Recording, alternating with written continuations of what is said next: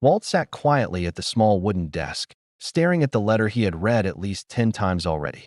The words didn't change no matter how many times he blinked. You lack imagination and have no good ideas. He folded the paper slowly, carefully, as if it were fragile glass instead of a rejection. Outside the office window, the city buzzed with life, but inside, everything felt painfully still. He had just been fired. For lack of creativity. For a long moment, Walt didn't move. Doubt crept in like cold air through a cracked window. Maybe they're right, he thought. Maybe I'm not good enough. He packed his few belongings into a worn leather bag.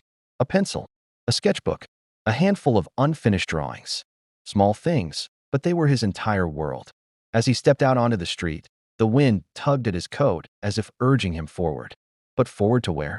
That night, Walt sat in a tiny rented room with peeling wallpaper and a flickering lamp.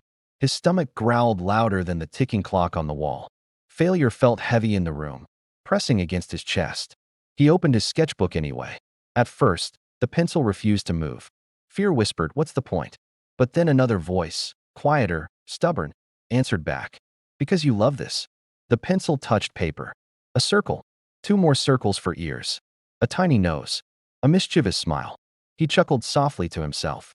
In that quiet room, with no audience and no approval, imagination returned like an old friend who had never really left. Weeks passed, then months.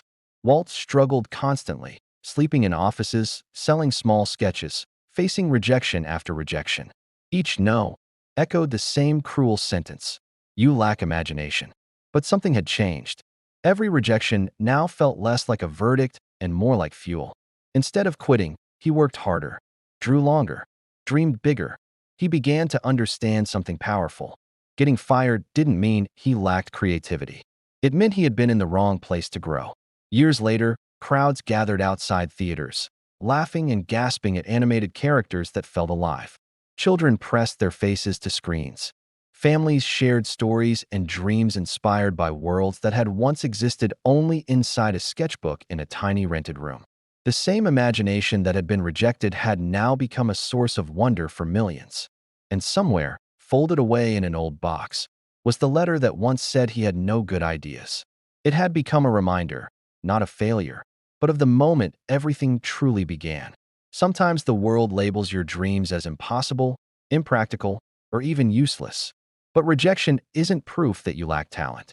Sometimes, it's proof that your story is just getting started.